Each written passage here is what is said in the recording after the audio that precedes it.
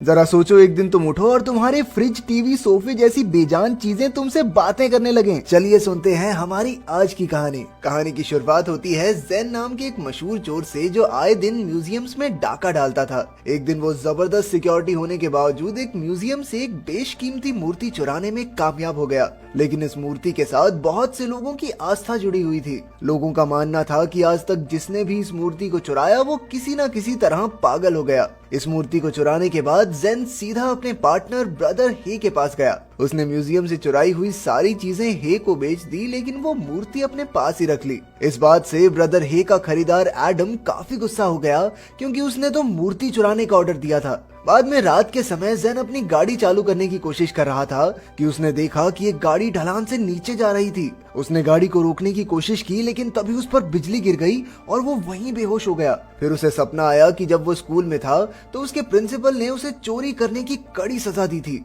लेकिन असल में ये सब उसके दोस्तों का किया धरा था। इस चक्कर में ज़ेन को पूरे स्कूल के सामने बेइज्जत होना पड़ा। उस दिन उसने गुस्से में आकर भगवान से कह दिया कि अगर उसने सच में पैसे चुराए हैं तो उस पर बिजली गिर जाए। इसके बाद उसकी आंख खुली तो वो अपने बिस्तर में था। अचानक उसने देखा कि उसकी बाजू की नसें एकदम लाल हो गई थी। हालांकि ज़ेन ने इसे नजरअंदाज करते हुए अपना फ्रिज खोला। पहली नजर में उसे फ्रिज में किसी का चेहरा दिखाई दिया, लेकिन जब उसने दोबारा देखा तो ऐसा कुछ नहीं था। इसके बाद जब वो हल्का होने गया तो उसका टॉयलेट इंसान में बदल गया और उससे बातें करने लगा। ज़ेन बेचारा समझ ही नहीं पा रहा था कि आखिर ये सपना है या हकीकत। जैसे ही वो वॉशरूम से बाहर निकला तो उसका सोफा भी बोलने लगा। फिर उसका बिल्ला भी उसे कहने लगा, तन्हाई में जिंदगी नहीं कटती भाई, बस एक बिल्ली ला दे प्लीज। इसी तरह उसका टीवी, पौधे और ठरकी बिल्ला सब उससे इंसान बनकर बातें करने लगे। ज़ेन काफी डर गया और तुरंत उस मूर्ति को उठाकर घर से बाहर निकला। तभी उसने एक आदमी को उसकी गाड़ी पर पेशाब करते हुए देखा तो वो उसे डांटने लगा, लेकिन ये तो असल में एक कुत्ता था। अब ज़ेन को लग रहा था कि उसके सर पर बिजली गिरने की वजह से उसके दिमाग का सर्किट तो हिल चुका है। वो तुरंत अपनी गाड़ी में बैठकर निकल गया। कुछ ही पलों में उसकी गाड़ी भी एक बूढ़े आदमी में बदल गई और उसने गाड़ी को धीरे चलाने को कहा। बेचारा ज़ेन बौखलाकर गाड़ी से बाहर ही कूद गया और एक मूर्ति के साथ बीच पर आकर बैठ गया। जब उसने बैग खोला तो वो मूर्ति भी उससे बात करने लगी। उस आदमी ने कहा कि ज़ेन ने मूर्ति चुराकर अच्छा नहीं किया। इसके बाद वो सीधा डॉक्टर के पास पहुंचा। ये डॉक्टर असल में वही प्रिंसिपल था जिसने ज़ेन को चोरी की सजा दी थी। उसे यकीन ही नहीं हुआ कि सारी मुर्दा चीजें ज़ेन से बातें कर रही हैं। तभी डॉक्टर का कंप्यूटर भी एक इंसान में बदल गया और ज़ेन से बातें करने लगा। क्योंकि डॉक्टर मान नहीं रहा था कि ज़ेन बेजान चीजों से बातें कर सकता है, तो सबूत के तौर पर ज़ेन ने डॉक्टर से कहा, हाँ ठीक है मत मान, लेकिन तेरे कंप्यूटर ने बता दिया जो तू अश्लील फिल्में देखता उनके बारे में। ये सुनते ही डॉक्टर की सिट्टी पिट्टी गुम हो गई। आखिरकार उसने ज़ेन को दिमाग के डॉक्टर के पास जाने को कहा। वहाँ से निकलते ही ज़ेन की टक्कर उसकी बचपन की दोस्त कियोमी से हो गई। ज़ेन उसे काफी पसंद करता था, लेकिन कभी कह नहीं पाया। फिर उसने कियोमी से पूछा कि क्या ऐसी कोई बीमारी है जिसमें इंसान चीजों से बातें करने लगे, लेकिन कियोमी ने हंसकर उसे अपना कार्ड दे दिया। उससे मिलकर ज़ेन का दिल काफी खुश हो गया। उसने अपनी गाड़ी को उससे भी बात करने को कहा, लेकिन गाड़ी ने साफ मना कर दिया। कुछ मिनटों बाद गाड़ी अचानक बंद हो गई। जब ज़ेन ने बाहर निकलकर देखा तो इंजन में जोरदार धमाका हुआ और वो उड़कर दूर गिर गया। हालांकि किसी तरह मूर्ति को कोई नुकसान नहीं पहुंचा। फिर मूर्ति ने इंसान का रूप लेकर कहा कि ज़ेन को एक अच्छा इंसान बनकर चोरी की सारी चीजें लौटा देनी चाहिए। सिर्फ इसी तरह उसकी चीजों से बात करने की बीमारी ठीक हो सकती है। फिर कुछ देर बाद मैकेनिक गाड़ी देखने आया तो उसने कहा कि गाड़ी को ठीक करना तो नामुमकिन है, इसलिए बढ़िया तो यही रहेगा कि इसे कबाड़ में दे दे। गाड़ी के जाने के बाद ज़ेन को सड़क पर एक लाल मुखौटा मिला। मुखौटे ने उसे बताया कि 4 चोर एक गहनों की दुकान में डाका डालने जा रहे हैं। वो चोर रास्ते में ही थे और एक चोर का मुखौटा खो गया था, इसलिए उन्होंने एक औरत को अगवा करके उसकी स्कर्ट से मुखौटा बना लिया।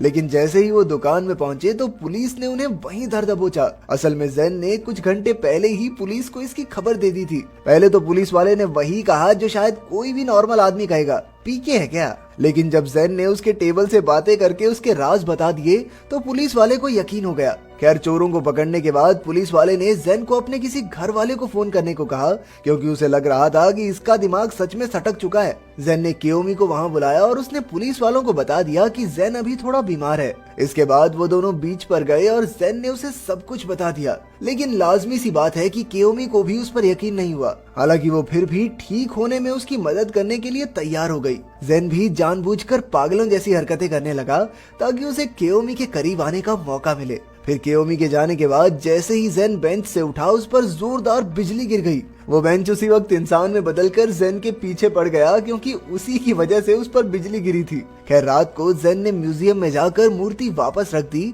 ताकि सब कुछ पहले जैसा हो जाए, लेकिन मूर्ति ने कहा कि ये सब तो वो अपने फायदे के लिए कर रहा है तो इससे कुछ फर्क नहीं पड़ने वाला। हालांकि जेन फिर भी मूर्ति को वहीं छोड़कर घर लौट आया। अगले दिन ब्रदर हे को खबर मिली कि चोर ने मूर्ति लौटा दी है। अब एडम उस पर मूर्ति लाने का दबाव बनाने लगा क्योंकि हे आधे पैसे ले भी चुका था। उधर कियोमी ने सभी डॉक्टर्स के साथ जेन के इलाज के बारे में बातचीत की। उनका प्रिंसिपल भी वहाँ मौजूद था। डॉक्टर्स का कहना था कि जेन तो बीमारी का नाटक करके कियोमी के करीब आना चाहता है, लेकिन प्रिंसिपल को कियोमी की बात पर यकीन था। इसको तो यकीन करना ही पड़ेगा, इसकी पोल जो खोल दी कंप्यूटर ने। फिर रात को जेन एक मंदिर में एक पुरानी किताब लौटाने गया। उसे कुछ लोग तलवारबाजी करते दिखाई दिए, लेकिन वो तो बस मूर्तियां थी। तभी एक भिक्षु ने आकर उससे किताब ले ली और अच्छाई की राह पर चलने के लिए जेन की तारीफ की। अगले दिन कियोमी उसे एक मैदान में ले आई जहां बारिश होने वाली थी। उसने जेन को एक एंटीना पहनाया ताकि उस पर फिर से बिजली गिरे और उसका दिमाग ठीक हो जाए। अबे ये कहाँ की डॉक्टर है, चाइना जो जा रहे हैं ना, वापस आ जाओ भाई। खैर उसकी ये तरकीब काम नहीं आई क्योंकि हमारे जेन भैया में इतना दिमाग तो था कि सर पे बिजलियां नहीं गिरवानी है जानबूझकर। वहाँ से वापस आते हुए उसने कियोमी का शुक्रिया अदा किया क्योंकि बचपन में सिर्फ उसने ही जेन पर यकीन किया था। वो अपनी माँ की आखिरी निशानी के तौर पर एक पीला छाता हमेशा अपने पास रखती थी। जब जेन ने उस छाते के बारे में पूछा तो कियोमी ने बताया कि कुछ साल पहले किसी कुत्ते ने वो छाता चुरा लिया था। उसे क्या पता था कि ये चोर कोई और नहीं बल्कि जेन ही था। उसने घर लौटकर छाते से माफी मांगने की कोशिश की, लेकिन छाते ने कुछ नहीं कहा। इसके बाद हम देखते हैं कि उसने वो मशहूर पेंटिंग मोनालिसा तक चुरा रखी थी। वो उसकी जांच करवाने म्यूजियम पहुंचा जहां आर्टिस्ट एडम मौजूद था। ये वही एडम था जिसने ब्रदर हे को मूर्ति चुराने के पैसे दिए थे। दरअसल वो अपनी आर्ट गैलरी की आड़ में गैर कानूनी बिजनेस चला रहा था। जेन ने देखा कि कियोमी भी वहाँ मौजूद थी। जब जेन को पता चला कि वो एडम से प्यार करती है तो वो तुरंत वहाँ से निकल आया। अगले दिन हॉस्पिटल में कियोमी झूठ पकड़ने वाली मशीन लेकर आई ताकि पता चल सके कि जेन को सच में कोई बीमारी है भी या नहीं। लेकिन इससे पहले कि वो कुछ पूछ पाती उसे बहुत जरूरी काम आ गया। कुछ देर बाद जेन एडम से फिर से मिलने गया जहां वो एक लड़की की बिना कपड़ों की पेंटिंग बना रहा था। वो समझ गया कि एडम कियोमी को धोखा दे रहा है। उस रात जेन सो नहीं पाया। वो सोचता रहा कि उसे कियोमी को सच बताना चाहिए या नहीं, लेकिन उसके पौधे ने कहा कि उसे कियोमी का रिश्ता खराब नहीं करना चाहिए। अगले दिन कियोमी जेन को हॉट एयर बैलून में घुमाने ले गई। उसे याद था कि आज जेन का जन्मदिन है, इसलिए वो उसके लिए केक भी ले गई थी। ये सब देखकर जेन को काफी खुशी हुई, लेकिन उसकी खुशी ज्यादा देर तक नहीं टिकी। जल्द ही उसने कियोमी को एडम से बात करते सुन लिया और उसके बाद तो भैया की जल गई। अगले दिन जेन ने एडम को असली मोनालिसा पेंटिंग दिखाई, लेकिन एडम को उसकी बात पर यकीन ही नहीं हुआ। फिर जेन ने नजर चुराकर उसके फोन से उसकी सारी गर्लफ्रेंड्स को मैसेज कर दिया। अगले दिन कियोमी के साथ साथ सारी लड़कियों ने मिलकर उन्हें धोखा देने के लिए एडम की खूब धुनाई की। फिर रात को कियोमी एडम की यादें भुलाने के लिए जेन के साथ क्लब में गई। जब वो पीकर एकदम टल्ली हो गई तो जेन उसे अपने घर ले आया। उसने तुरंत वो पीला छाता छिपा दिया और दोनों ने रात भर बैठकर टीवी देखा। उधर एडम ने डॉक्टर हे को सीसीटीवी फुटेज दिखाकर बताया कि जेन ने उसके बेजान फोन से बात करके उसका पासवर्ड मांग लिया और फिर उसकी सारी गर्लफ्रेंड्स को मैसेज भी भेजा। एडम कई दिनों से जेन पर नजर रखे हुए था और उसने उसकी सारी शक्तियों के बारे में हे को भी बता दिया, लेकिन बाकी सब की तरह ब्रदर हे को भी उस पर यकीन नहीं हुआ। इधर जेन की चीजें उस पर कियोमी का छाता लौटाने का दबाव बनाने लगी, लेकिन जेन चिढ़कर कबाड़ खाने में अपनी पुरानी गाड़ी को आखिरी बार देखने चला गया। फिर गाड़ी के इंसानी रूप ने उसे बताया कि जब जेन चोरी करने जाता था तो वो जानबूझकर खराब हो जाती ताकि वो जेन को बुरे काम करने से रोक सके। आखिरकार जेन ने उससे अपनी सारी गलतियों के लिए माफी मांगी। एक दूसरे को अलविदा कहने के बाद वो बूढ़ा आदमी हवा में गायब हो गया और गाड़ी कुचल दी गई। इस घटना के बाद जेन कियोमी से मिला और उसे अपनी शक्तियों के बारे में सब सच बताने लगा।